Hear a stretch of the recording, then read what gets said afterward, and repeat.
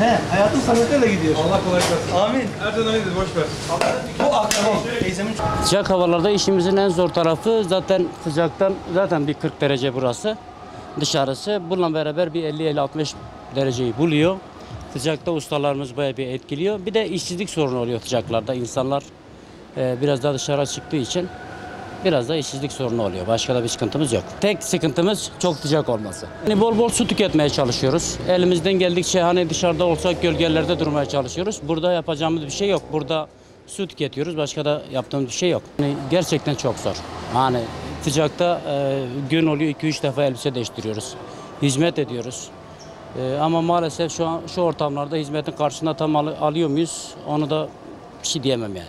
Zor. Sıcaklarda çalışmak zor. Takdir ederseniz buranın sıcağı daha çok etkiliyor insanları.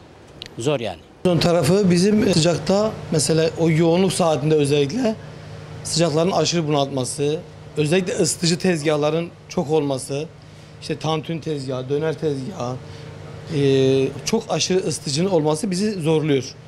Çünkü dışarıda zaten bir 45 derece bir sıcak var.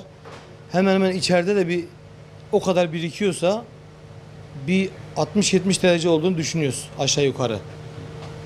Bu bizi zorluyor. Başta bol su içiyoruz. Sabahları benim özel kürlerim var. Mutlaka çörek otu yağı içerim. Sirke içerim. Kırmızı pancarla havucu hiç şaşırmıyorum onları. Soğuk suyu kullanıyorum çünkü böyle hemen yüzümüzü çok yıkarız. Mesela böyle bir serinlemek amacıyla. Gün içinde çok yaptığım bir şey mesela. Çünkü bir anlık da olsa serinlemek iyi geliyor. Zor oluyor ama fırsat buldukça mesela dışarı çıkıp böyle değişmen olarak hava alıyoruz. Bir anlık dinleniyoruz. İşte bir çay molası, su molası gibi. Bu da bizi rahatlatıyor.